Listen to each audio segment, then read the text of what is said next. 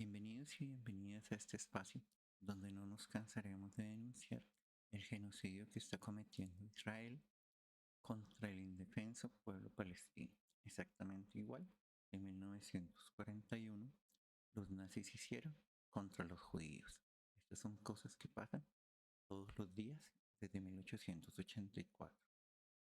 Cada mañana, estas son las imágenes que se ven en Gaza: niños aplastados por los escombros de su propia casa tras ser bombardeados por la aviación de guerra sionista. ¿Qué clase de mundo es este donde se mira a otro lado y se permite que cada mañana ocurra esto con total impunidad? Israel está bombardeando al Líbano. Israel no es víctima. Podemos ver al médico con un niño víctima del ejército sionista. Un bebé, ¿cuál niño? Están matando, los bebés están matando el futuro de Palestina. Soldados israelíes abrieron fuego contra civiles palestinos mientras estaban esperando la llegada de la ayuda humanitaria en el norte de la Franja de Gaza. Palestinos siendo torturados y desnudados por los soldados sionistas en un centro oficial de las Naciones Unidas en el centro de la Franja de Gaza. ¿Se imaginan algún país enemigo de Estados Unidos asaltando un edificio de la ONU y usándolo como centro de tortura de civiles? En este video vamos a tocar tres temas, las tres secciones que siempre hemos manejado. En historia antigua hablaremos de la Segunda Guerra Judeo-Romana. En la ocupación o la invasión del territorio palestino hablaremos de la Quinta Aliyá y el Tratado Javara, el tratado entre los sionistas y los nazis. Y en la actualidad, las acciones de la UNRWA. Bienvenidos, esto es Historia Política para Zurdos.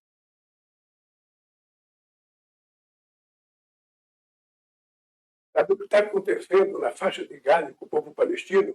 Não existe em outro momento histórico. Aliás, existiu quando Hitler resolveu matar os judeus. How would it benefit both sides? How would it benefit? É muito engraçado. É muito engraçado.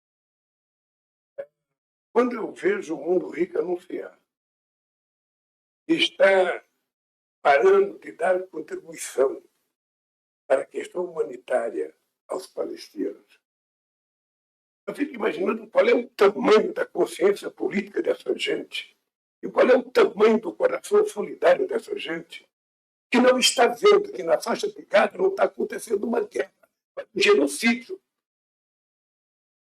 E que não é uma guerra entre soldados e soldados, é uma guerra entre um exército altamente preparado e mulheres e crianças. Lula. Al igual que Lula, pensamos que los israelíes se están comportando como los nazis. Están siendo nazis, básicamente, porque son nazis. Están en la solución final, quieren acabar con la totalidad del pueblo palestino, exactamente igual. Hitler en 1941, con la solución final, quiso acabar con el pueblo judío. Israel es el nazismo del siglo XXI, pero no es la primera vez que se les relaciona.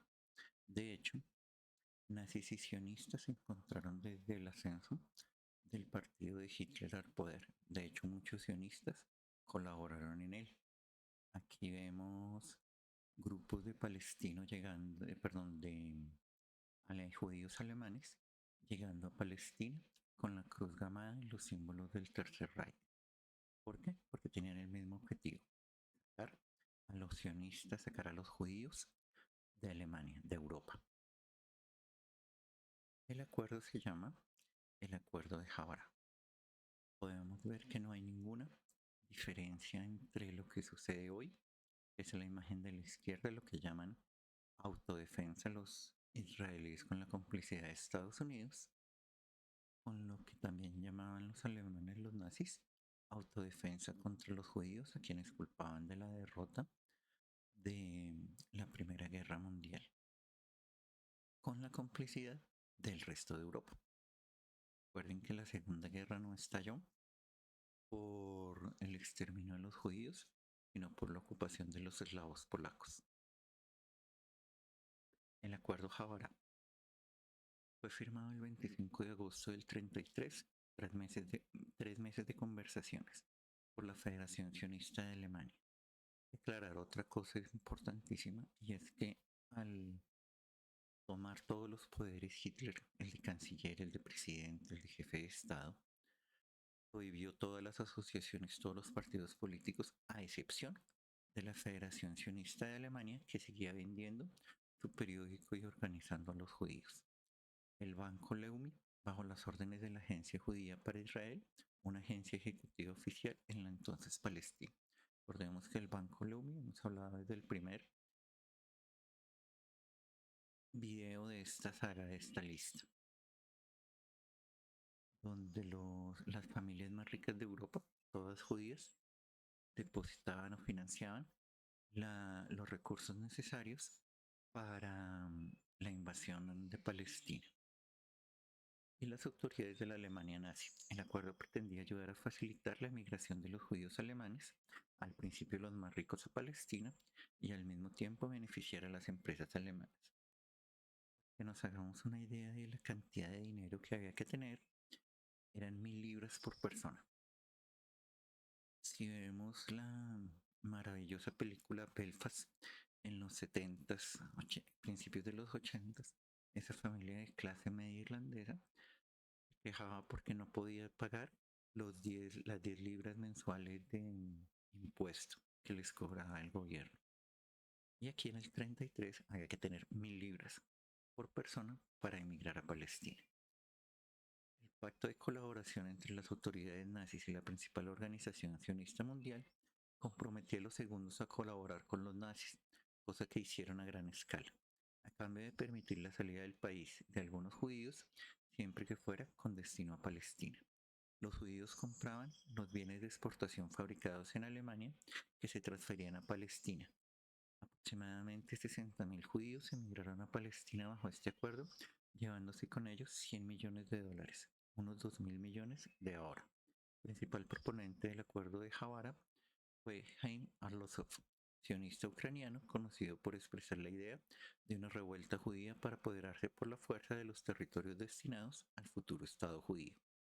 En compensación por su reconocimiento oficial como únicos representantes de la comunidad judía en Alemania, los dirigentes sionistas se ofrecieron para romper el boicot que habían organizado la mayoría de las organizaciones judías del mundo, lideradas por las poderosas asociaciones de Estados Unidos y que estaban afectando al naciente Reich.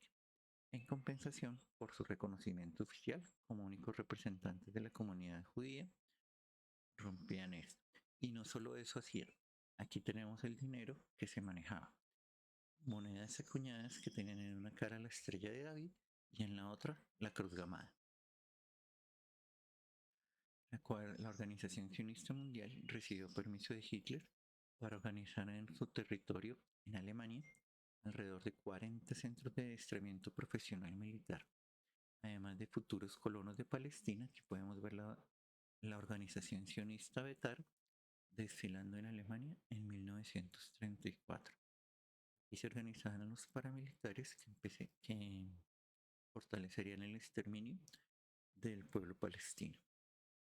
El acuerdo incluía que los nazis organizaran los viajes, de modo que los judíos alemanes llegaban a Palestina en barcos que ondeaban la bandera con la esvástica. La CCA, sección de asalto milicia conocida como las camisas pardas, organizaron campos de entrenamiento para preparar en técnicas militares y de terrorismo a las juventudes sionistas en su emigración, además de imprimir su propaganda y contribuir a la difusión del proyecto y a la organización de los actos. Los objetivos eran, por un lado, librarse de una pequeña cantidad de judíos, aunque muy importante económicamente, y favorecer a la industria alemana y al bolsillo de unos cuantos jerarcas, y por otro, preparar a los futuros terroristas que causarían unos años después severos daños a Inglaterra. Recuerden que Palestina era parte del territorio británico, del mandato británico que le había encargado la Liga de las Naciones. En ese momento era la potencia colonial en buena parte de Palestina. No se sabe si en los cálculos nazis entraban que además esos terroristas judíos iban a expulsar a la población palestina y contribuir con un estado de apartheid. A mí personalmente no me cabe la menor duda, porque compartían las políticas, los principios y los métodos y los objetivos. Aunque los nazis odiaban a los judíos en general, no ocurría lo mismo con el sionismo como ideología, que experimentó una importante progresión durante el nazismo. Publicaciones como el periódico de la Federación Sionista de Alemania incrementaron exponencialmente sus ventas y la celebración en 1936 en Berlín de la Convención Sionista dan cuenta de la expansión en la vida política de los líderes sionistas en tiempos del Tercer Reich. La Janotea. El proyecto comenzó con Janotea, una compañía sionista de plantaciones de cítricos que se interesó a principios del 33 por la posibilidad de transferir capital de Alemania a Palestina, como dijimos a través del Banco Leumi que estaba en Inglaterra. Janotea sirvió para ayudar a los judíos alemanes ricos emigrados a Palestina como parte del movimiento sionista, por un acuerdo establecido con el gobierno alemán. Janotea se haría con el dinero de los futuros inmigrantes y luego usaría ese dinero para comprar bienes alemanes. Estos bienes, junto con los inmigrantes, serían entonces enviados a Palestina. En Palestina, los comerciantes de importaciones comprarían los bienes de los inmigrantes, liquidando sus inversiones y entregándoles dinero en efectivo. Este acuerdo pareció funcionar bien y marcó el camino para el posterior acuerdo de Havara. Janotea estaba representada por un judío sionista polaco, Sam Cohen, que manejó los intereses sionistas en las negociaciones directas con los nazis establecidas desde marzo del 33. La Trust and Transfer Office, ahora limitada, pone a disposición de los bancos de Palestina sumas en Reichsmarks, o sea, los marcos del Reich, que han sido puestas a su disposición por los judíos emigrantes de Alemania. Los bancos se sirven de estas cantidades en Reichsmarks para hacer pagos en nombre de los comerciantes palestinos de las mercancías importadas por ellos desde Alemania, obviamente pagando los impuestos de salida, impuestos de aduana a Alemania e impuestos de importación a Inglaterra. Los comerciantes pagan con el valor de los bienes a los bancos y la Havara paga en efectivo a los emigrantes judíos en Alemania. En ese mismo sentido, en que los comerciantes locales harán uso de ese acuerdo, la importación de bienes alemanes servirá para retirar capital judío de Alemania. La Trust and Transfer Office, ahora limitada, expedirá los certificados de rigor.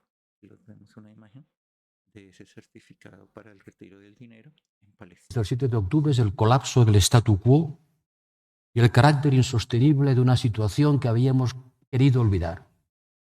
Pensábamos que la paz entre los países árabes e Israel, y Jake Sullivan, el secretario para Seguridad Nacional de Estados Unidos, decía una semana antes del 7 de octubre, el Medio Oriente nunca ha estado tan tranquilo. Que Dios le conserve la vista, porque una semana después empezaba la tragedia que estamos viviendo ahora y de la que no saldremos sin un compromiso muy fuerte de la comunidad internacional. La buena noticia es que hay gente dispuesta a ello y la mala noticia es que en Israel en particular, su gobierno, que niega rotundamente, ayer mismo lo repetía Netanyahu, como si se anticipara mis palabras de hoy, aceptar una solución que lleva boicoteando él personalmente durante los últimos 30 años. Entonces, ¿qué hacer? ¿Cuándo y cómo hacer? Nadie tiene la respuesta. Solo creemos que una solución de dos estados debe ser impuesta desde el exterior para traer la paz. Aunque, insisto, Israel se reafirme en esa negativa, que para impedirla han llegado ellos mismos a crear Hamás. Sí, Hamás ha sido financiado por el gobierno de Israel para intentar debilitar a la autoridad palestina de Fatah.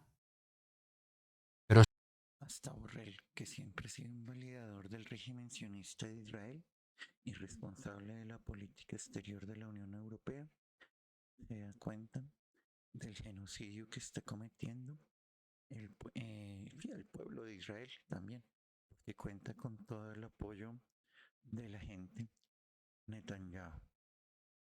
Y sucede todos los días. A la izquierda, una pareja de colonos sionistas cazándose armados con los rifles de asalto. A la derecha, una pareja de palestinos cazándose en un campo de refugiados de Gaza. Pero la prensa occidental, los de la izquierda son los civiles y los de la derecha los terroristas. Cabe anotar que 3 días después de tomada la foto, la pareja de palestinos que se casó fueron asesinadas por el ejército de Israel. Una niña palestina que espera que su madre regrese estaba esperando que ella viniera, dice. La madre nunca va a volver. La asesinó Israel. El ejército sionista asesinó al menos a 148 palestinos, 42 niños e hicieron a otros 220 civiles en 12 masacres en la zona de Khan Yunis, Deir al-Nusra y la ciudad de Gaza en las últimas 24 horas. El número de palestinos asesinados en Gaza aumentó a 37.200. 37.200 personas asesinadas, sin contar los más de 100.000 heridos y 12.000 personas que están bajo los escombros. Para que tengamos una idea de la magnitud de este desastre humanitario, en todo el tiempo que duró la dictadura militar de Videla, la más fuerte que ha tenido Argentina, del año 76 al año 83, fueron 30.000 los desaparecidos víctimas. Ya se superó hoy por largo, por más del 20%, el número de asesinados por Israel. Niña palestina herida en bombardeos israelíes en el centro de la Franja de Gaza. Los colonos sionistas atacaron esta noche las casas palestinas en la ciudad de Sinjil, al norte de Ramallah, rompieron sus cristales, escribieron consignas racistas y pintaron una estrella judía como amenaza. Recordemos quiénes eran los que pintaban las estrellas judías como amenaza en el 36. No hay diferencia con el Kristallnacht. No hay diferencia entre el régimen de Israel y el régimen nazi de Hitler. No hay diferencia entre la sociedad complaciente alemana y la sociedad colaboracionista con este genocidio de Israel. La UNRWA, la Agencia de las Naciones Unidas para los Refugiados en Palestina en Oriente Próximo. Ayudan a los refugiados y las refugiadas de Palestina. La UNRWA es la Agencia de Naciones Unidas para la Población Refugiada de Palestina en Oriente Próximo, una comunidad de 5.4 millones de personas, casi la cuarta parte de la población refugiada del mundo. Desde hace casi 7 décadas, la agencia ha sido la encargada de garantizar el acceso a la educación, sanidad, ayuda humanitaria y servicios sociales a los refugiados y refugiadas de Palestina, una población que vive acogida en Siria, Líbano, Jordania y el territorio palestino ocupado, la Franja de Gaza y Cisjordania, a la espera de una solución justa y definitiva a una situación tan difícil como injusta. A esta organización, Estados Unidos y los cómplices de Israel le han retirado los fondos. Hace 75 años comenzaron a vivir un viaje sin retorno. Para desarrollar su labor, la UNRWA está financiada casi en su totalidad por las contribuciones voluntarias de los Estados miembros de la ONU. Es única dentro del sistema de Naciones Unidas por 2 motivos. El primero, su compromiso de décadas con un grupo específico de población. El segundo es el hecho de que presta sus servicios directamente a la población refugiada de Palestina. La agencia planifica y desarrolla sus propios proyectos, además de construir y mantener sus escuelas. Recuerden que Israel siempre bombardea las escuelas de la ONU, son las escuelas de la UNRWA, clínicas de la ONU, hay estas clínicas de la UNRWA y centros para mujeres y discapacitados. Actualmente la UNRWA cuenta con más de 1.000 instalaciones en las que están empleados más de 30.000 trabajadores, de los que el 99% tiene estatus de refugiado. A más de 200 ha asesinado Israel desde el 7 de octubre. Las acciones. La UNRWA lleva 7 décadas proporcionando ayuda humanitaria con el Fondo de Emergencias a la Población Refugiada de Palestina. Este fondo es el que cortó Estados Unidos y sus aliados como Alemania, como Australia, como el Reino Unido. La UNRWA ofrece servicios básicos de salud y es responsable de proporcionar un entorno de vida saludable para la población refugiada de Palestina. La supervivencia. El 80% de la población de Gaza depende de la ayuda de emergencia de la UNRWA y el 59% está clasificada como población en situación de inseguridad alimentaria. Educación. La UNRWA gestiona uno de los sistemas escolares más importantes de Oriente Próximo. desempeñando una función que en otras zonas del mundo recae sobre los estados. Emergencia en Gaza. Están atrapados en la mayor cárcel a cielo abierto, jamás conocida. Solo les queda una cosa, la ayuda humanitaria. Cabe notar que esta ayuda humanitaria solo está entrando por Rafah y los colonos, es decir, las personas de Israel, están boicoteando los convoys. O sea, si no los matan las bombas, los mata el hambre. En UNRWA estamos junto a las personas refugiadas de Palestina, en terreno, pase lo que pase. Está con nosotros Raquel Martí, directora de la Agencia de la ONU para los Refugiados Palestinos en España. Raquel, muy buenos días. Buenos días. Y ahora ya lo que hacéis desde vuestra organización simplemente es contar el tiempo que queda para proveer de lo poco que tenéis a los ciudadanos de la Gaza que está bajo el ataque israelí. Así es, nos queda prácticamente hasta finales de este mes para poder mantener las operaciones en la Franja de Gaza. Somos, como sabéis, la organización de Naciones Unidas encargada de entrar la ayuda humanitaria y de distribuir la ayuda humanitaria en Gaza. Ahora mismo tenemos 1.700.000 personas acogidas en nuestras instalaciones que dependen absolutamente de la ayuda de UNRWA para poder sobrevivir. Pero este corte en la financiación no solamente implica a Gaza. También UNRWA opera en Siria, en Líbano, en Jordania y en el resto del territorio palestino ocupado, que es Cisjordania y Jerusalén Este, y también implica que no vamos a recibir la financiación para poder mantener nuestras 700 escuelas para 500.000 de niños y niñas, ni tampoco vamos a poder mantener las 145 clínicas de salud que tenemos a disposición de la población refugiada de Palestina, que son en total 6 millones de personas. Raquel, hasta ahora nos decía nuestro compañero Jero, creo que son 11 países los que han anunciado que cortan 12, me corrigen, la financiación de UNRWA. ¿España os ha garantizado que vaya a mantener sus ayudas? De momento no tenemos ningún comunicado oficial por parte del Gobierno. Sabemos que el ministro va a comparecer esta mañana en el Parlamento y estamos esperando a escuchar cuál es el posicionamiento de España, que esperemos que sea mantener la ayuda. A mí me gustaría resaltar que tras haber comunicado el ejército israelí de esta presunta colaboración de 12 trabajadores de UNRWA, UNRWA ha sido quien ha hecho pública esta información, quien ha cancelado inmediatamente los contratos de estos presuntos implicados y quien ha solicitado al secretario general de Naciones Unidas que se lleve a cabo una investigación.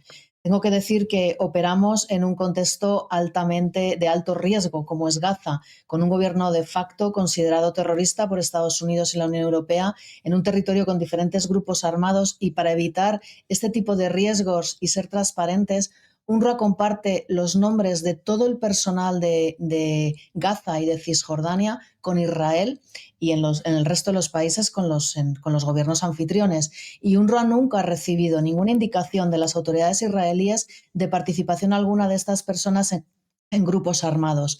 Por otro lado, también tengo que subrayar que el gobierno israelí ha indicado que incluso con sus servicios de inteligencia y sus fuerzas de seguridad altamente profesionales, la planificación del ataque del 7 de octubre no fue detectado por ellos, lo que implica que todos los involucrados, incluido personas que supuestamente trabajan para la agencia, participaron ilícitamente en formas que tampoco la agencia podría haber detectado.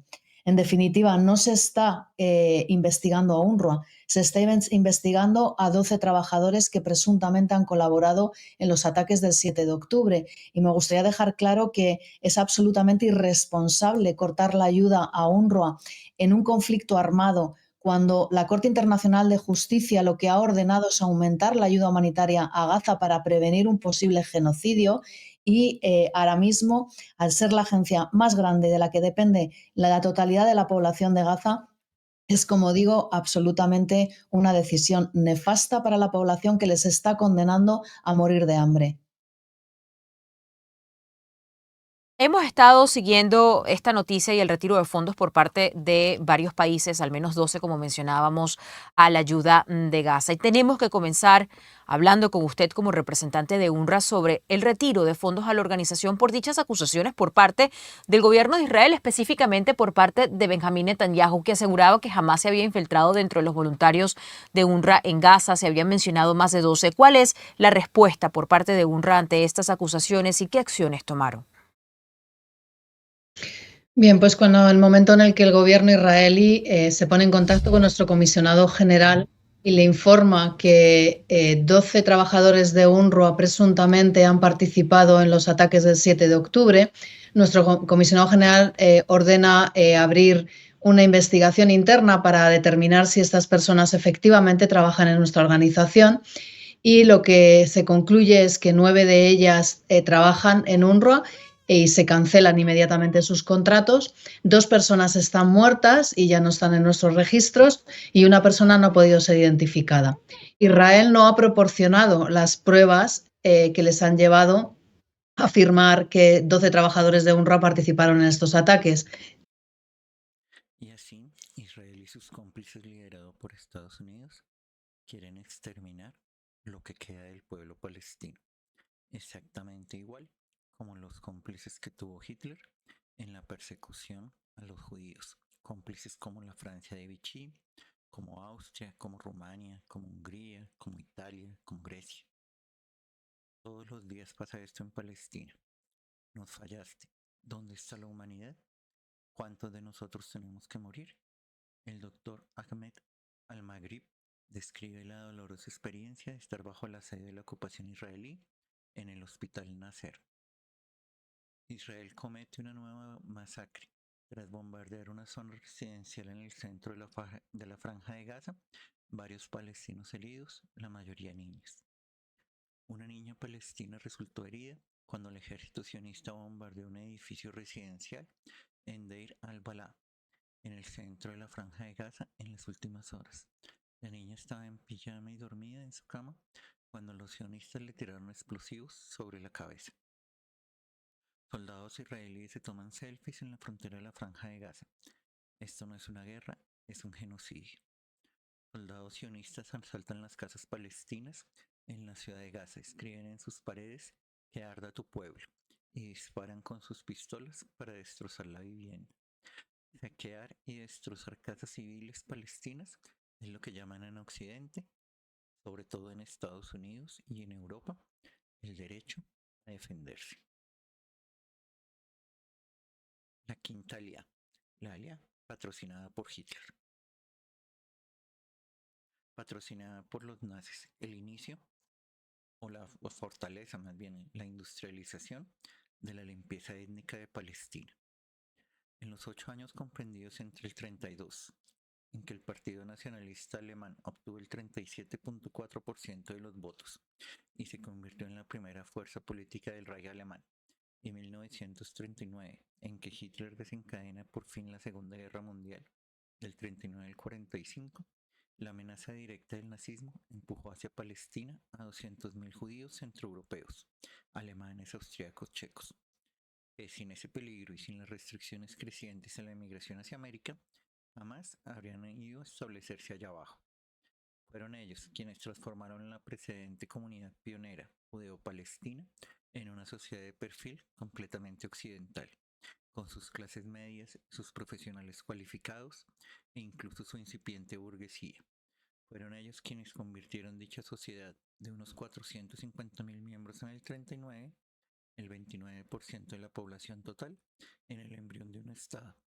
¿Y cuál fue el motor de este quinta alia? Hitler. No es una coincidencia que solo en el 35, año de promulgación de las leyes raciales de Nuremberg, arribasen a las costas palestinas 62.000 fugitivos de Europa. Esto es un colonialismo con apoyo europeo.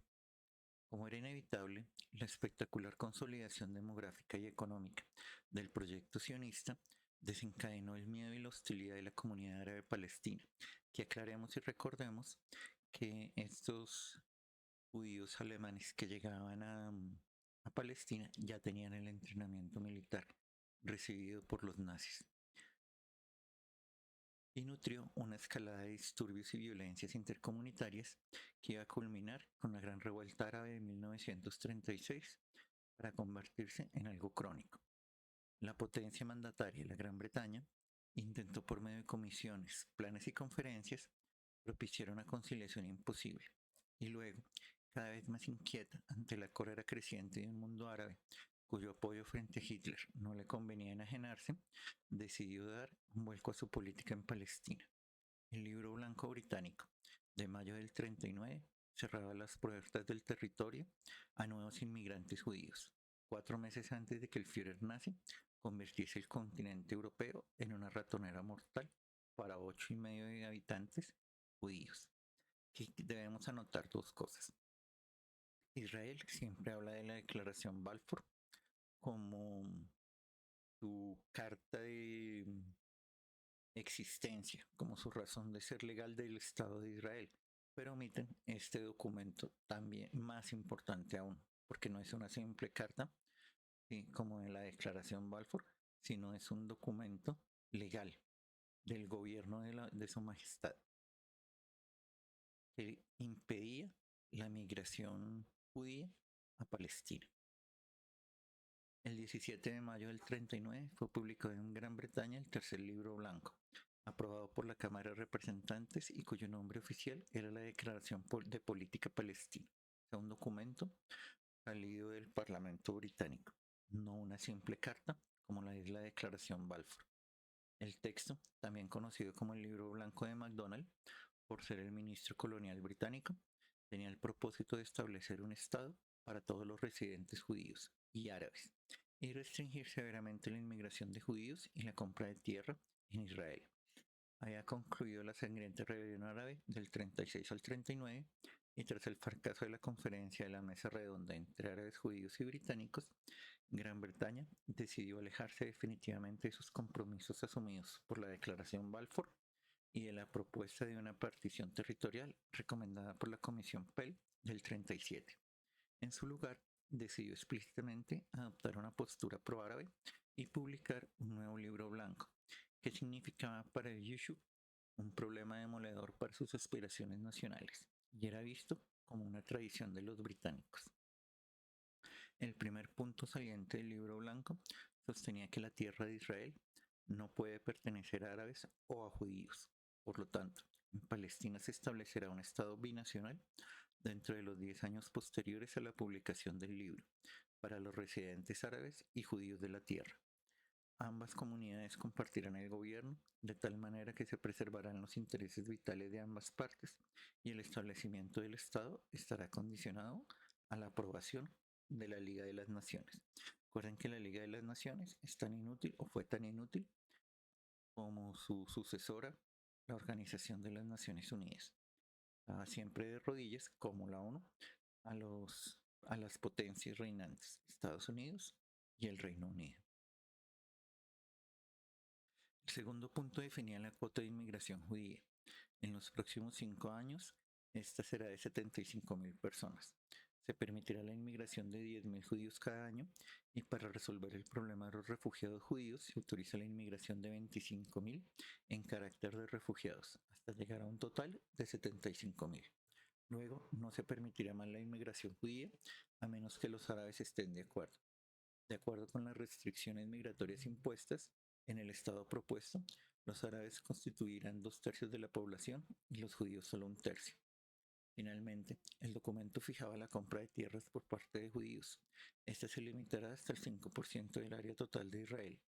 El 95% de la tierra de Eretz no se pondrá en venta a judíos, ya de que los árabes tienen un crecimiento demográfico rápido y por lo tanto mayores necesidades. Desde el punto de vista del gobierno británico, el libro blanco no constituía una derogación de la Declaración Balfour, sino simplemente una aclaración del significado de expresiones ambiguas que aparecían en el mismo, como la de hogar nacional, y por lo tanto no existía un giro político. La comunidad árabe también se opuso al libro blanco, exigía el cese total de los permisos de inmigración de Europa, la derogación lisa y llana de la Declaración Balfour y las decisiones de la Conferencia de San Remo sobre Israel como el hogar nacional del pueblo judío. El muftí de Jerusalén, Amin al-Hussein, rechazó el libro porque no concedía a los árabes su propio Estado. Para los líderes del movimiento sionista, el libro blanco no solo representaba una derogación real de la Declaración Balfour, sino una negación de la Gran Bretaña de sus promesas. En la comunidad judía, el documento se había ganado los apodos más despectivos, como el de Libro Negro. El Yishuv reaccionó declarando una huelga general en todo el país y se realizaron manifestaciones y marchas de protesta en las grandes ciudades, desafiando el libro blanco. En mayo se establecieron 12 nuevos asentamientos judíos en Israel a pesar de la prohibición. Esto es lo que ha pasado hasta el día de hoy, donde los colonos israelíes y los colonos judíos siguen robando tierras a los palestinos, con la complicidad de los europeos. Podemos escuchar a Pedro Sánchez cuando tenía la presidencia de la Unión Europea decir: haremos una conferencia en 6 o 7 meses, ¿qué importa? Ya cuando no hayan palestinos. Es necesario comprender la dimensión y el impacto que produjo la prohibición a la inmigración judía. Esta llegaba en el momento de extrema gravedad para las comunidades judías europeas víctimas del nazismo. En Europa residen alrededor de 9 millones de judíos y solo se permitió el ingreso a la tierra de Israel de 75.000 en un plazo de 5 años. Eran circunstancias dramáticas. La mayoría de los países del mundo cerraban sus puertas a los desplazados y refugiados judíos, dejándolos a la deriva y sin amparo, como lo demostró la conferencia de Viena. A los pocos meses, con el inicio de la guerra de una manera cínica y hipócrita, los británicos ni siquiera permitieron el ingreso a Palestina de niños judíos que huían del nazismo. A otros refugiados se los envió a la isla de Mauricio, en el Océano Índico. Y cabe notar que los británicos y estadounidenses están dando las armas con las cuales Israel asesina a los niños palestinos. Para el Issue fue un desafío enorme. Era imposible quedarse de brazos cruzados. Debía tomar el destino en sus manos y a pesar de la prohibición era necesario desarrollar un sistema de inmigración ilegal. Israel nunca se vio la necesidad de cumplir las leyes internacionales. Exactamente lo mismo que dice Netanyahu, que hará caso omiso de las decisiones de la Corte Internacional de Justicia. Está en el ADN de Israel. Sin embargo, cuando estalló la Segunda Guerra Mundial, tanto la Haganá como el Irgun decidieron detener las operaciones contra los británicos, colaborar con ellos y de forma paralela dedicar sus esfuerzos para el asentamiento judío y las operaciones ilegales de Aliá. Ben Gurión, quien sería después primer ministro, definió entonces la política a seguir. Deberemos luchar junto a Inglaterra en esta guerra, como si el libro blanco no existiera, y lucharemos contra el libro blanco como si no existiera guerra. Los ministros de Exteriores de la Unión Europea se han reunido en Bruselas para debatir un plan de paz de 10 puntos que pondría fin a la guerra en Gaza, liberaría a los rehenes israelíes y reanudaría los esfuerzos por una solución basada en 2 estados.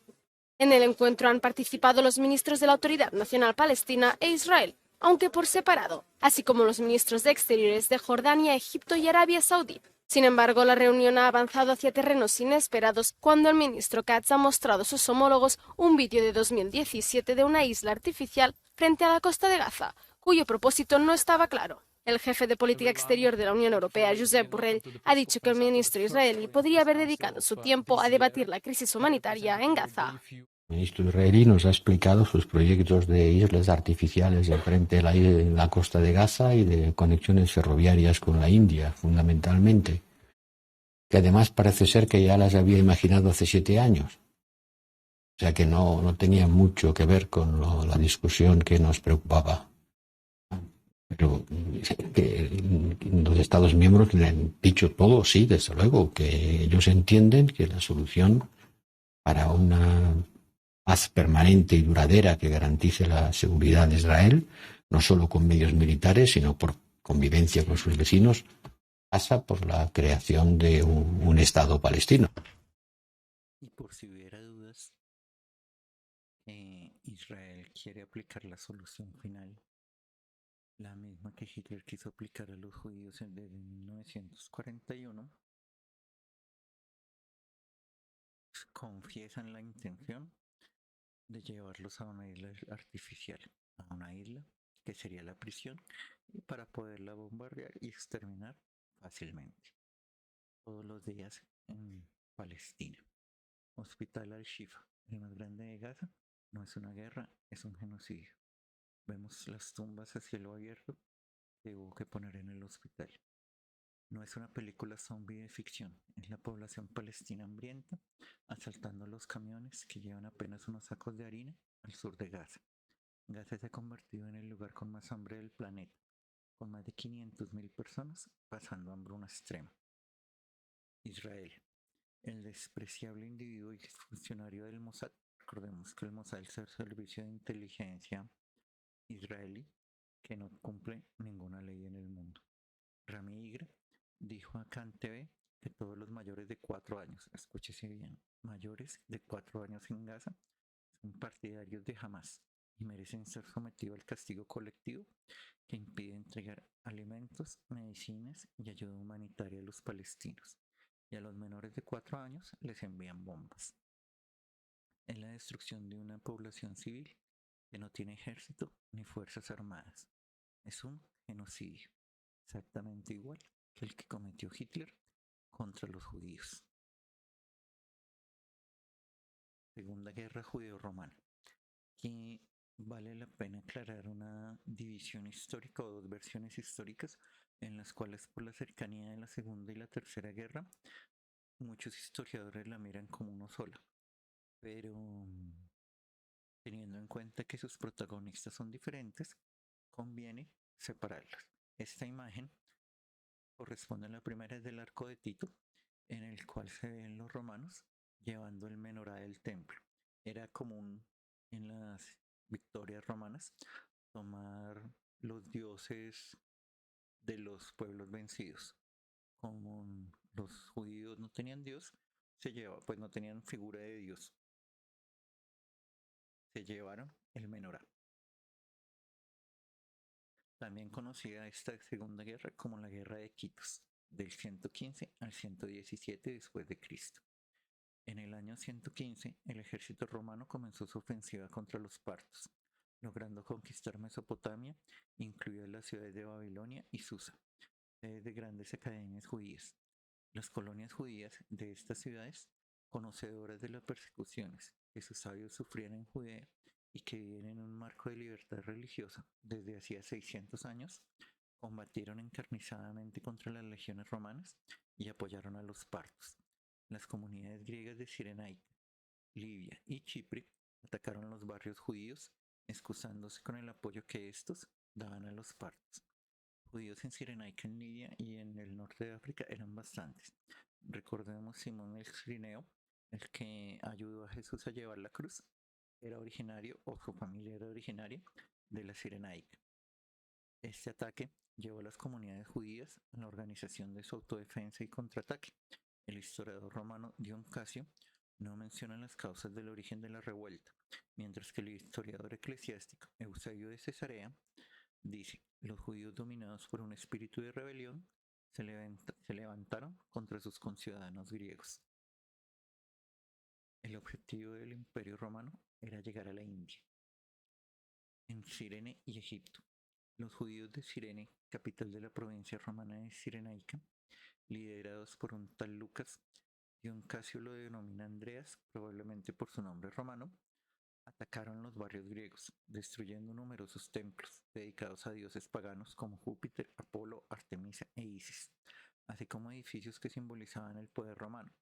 Según Casio, murieron cerca de 200.000 romanos. Simon Downham considera sumamente exagerada esta cifra. Eusebio, en sus crónicas, menciona que como consecuencia de estos levantamientos, Libia fue despoblada hasta el punto de que fue necesario fundar nuevas colonias varios años después para recuperar la población. El obispo Sinesio, nativo de la Cirenaica, también habla de las devastaciones causadas por los judíos. El movimiento, comandado por Lucas, se dirigió luego a Alejandría. Entró en la ciudad abandonada por las tropas romanas, con base en Egipto, dirigidas por el gobernador Marco Rutilio Lupo, e incendió algunos de los barrios de la misma. Tanto los templos paganos como la tumba de Pompeyo fueron destruidos. Esto obligó a Trajano a enviar nuevas tropas al mando del prefecto Quinto Marcio Turbón para pacificar las provincias de Egipto y la Cirenaica, lo que se logró en el año del 117. Así, los bienes y las propiedades de las comunidades judías fueron expropiados para reconstruir las ciudades y los daños causados por el levantamiento. Su líder Lucas huyó hacia Judea. En Chipre, los judíos liderados por Artemión se hicieron con el total control de la isla. Bajo el liderazgo de Artemión, Los judíos chipriotas participaron en un gran levantamiento contra los romanos en el 117 y ellos reportaron haber matado 240.000 griegos. Trajano envió la legión séptima Claudia para restaurar el orden. El ejército romano reconquistó la capital, asesinando a todos los rebeldes, y se prohibió a los judíos residir en el futuro en la isla, bajo pena de muerte.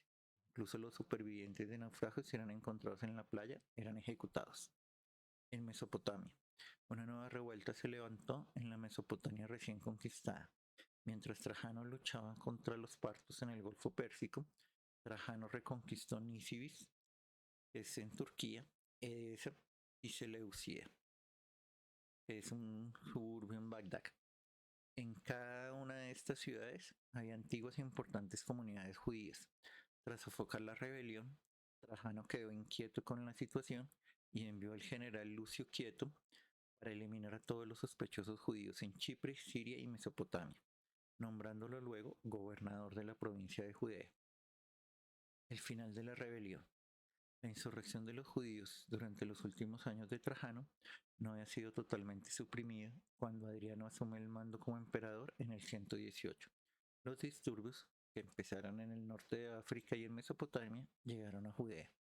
Quieto, que estaba a cargo del gobierno de Judea, detuvo a los hermanos Julián y Papo, que habían sido el alma de la rebelión, sentenciándolos a muerte, pero órdenes recibidas de Roma pararon la ejecución de Quieto por haber intentado usurpar a Adriano el trono, salvando a los hermanos. Los hechos más importantes de la campaña de Quieto son mencionados en el Talmud y otras fuentes rabínicas.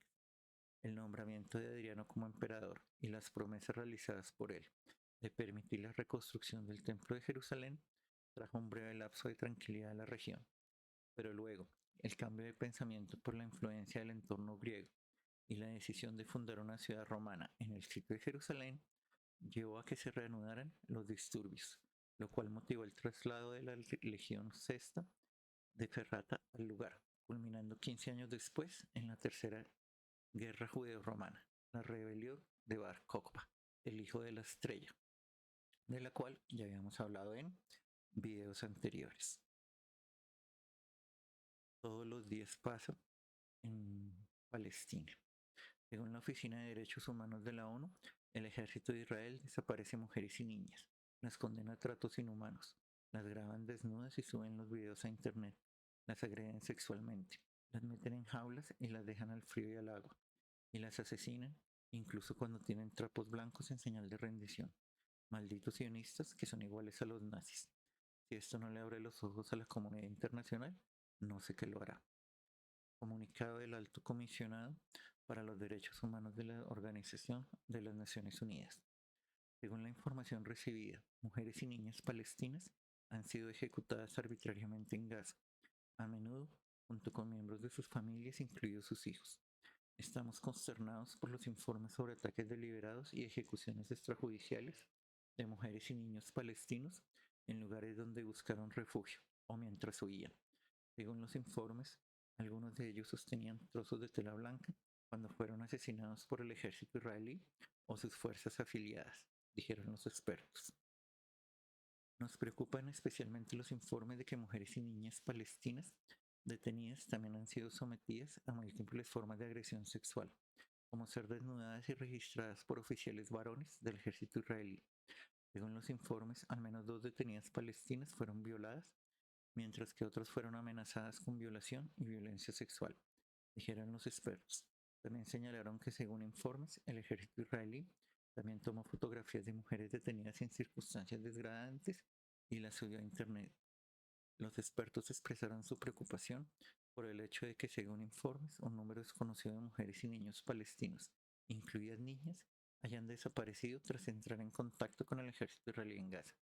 Hay informes inquietantes de que al menos una niña fue trasladada por la fuerza por el ejército israelí a Israel, y de niños separados de sus padres, cuyo paradero sigue siendo desconocido. Según los informes, muchas han sido sometidas a tratos inhumanos y degradantes. Se les han negado compresas menstruales, alimentos y medicinas, y han sido brutalmente golpeadas, al menos en una ocasión. Las mujeres palestinas detenidas en Gaza Supuestamente fueron mantenidas en una jaula bajo la lluvia y el frío, sin comida. El cuerpo de la mujer se convierte, como en todas las guerras, en trofeo de guerra. Y más para los judíos que no ven a las palestinas como seres humanos, las ven como animales con forma de humano. Gracias por llegar hasta acá. Si les gustó el video, por favor un like, por favor suscribirse al canal y publicarlo, divulgarlo, rotarlo en sus redes sociales. Para el próximo video hablaremos del pronunciamiento de la Corte Internacional de Justicia al cual Israel hará caso omiso, como lo ha hecho desde el tiempo de los romanos, que coincide que siendo una provincia romana se negaban a cumplir la ley del imperio. El desarrollo de lo que sucedió en Palestina durante la Segunda Guerra Mundial y en historia antigua, la prohibición de la enseñanza de la ley de Moisés en el área circundante a Jerusalén después de la Tercera Guerra Judeo-Romana. Dejamos con una imagen del Gran Lula, el presidente de Brasil, declarado persona no grata por el gobierno sionista y nazi de Israel. Un punto para Lula, que siempre ha estado del lugar correcto de la historia. Y las dejamos con nuestra portavoz, Isa Serra, recordando siempre la postura inquebrantable de Podemos frente al genocidio palestino. Este año han asesinado a más palestinos que en los años anteriores, entrando el ejército israelí en el campo de refugiados de Jenin con violación sistemática de derechos humanos, con una entrada al Aqsa permanentemente por parte del ejército israelí y con ataque sistemático también a las organizaciones que defienden los derechos humanos en Palestina. Esta vulneración de los derechos humanos es también un expolio de recursos naturales del pueblo palestino, con empresas israelíes que expolian esos recursos, con asentamientos de colonos ilegales, con asesinatos a niños, con encarcelamientos y detenciones a niños y a población palestina sin juicio, insisto, con una vulneración sistemática de los derechos humanos. Es un gobierno de extrema derecha, de Netanyahu, un gobierno de extrema derecha que dirige un Estado sionista, teocrático y no democrático, que vulnera sistemáticamente los derechos humanos y que otorga derechos en contra de los palestinos y a favor solamente de la población judía. Palestina se ha convertido en una cárcel, en una gran cárcel, es una pared lo que se aplica en contra de la población palestina y en ese sentido insistimos, paz, pero paz duradera, que significa fin a la ocupación de los territorios palestinos. Pensamos que es hipócrita la posición de la comunidad internacional a favor de Israel, que solamente se llevan las manos a la cabeza en esta situación y que dan silencio permanente ante el terrorismo del Estado de Israel contra la población palestina, y pensamos que la única forma de frenar el conflicto, de pararle los pies a Netanyahu y de pararle los pies al Estado de Israel en esa sistemática de los derechos humanos, es defendiendo el derecho de la autodeterminación del pueblo palestino y garantizando paz para el pueblo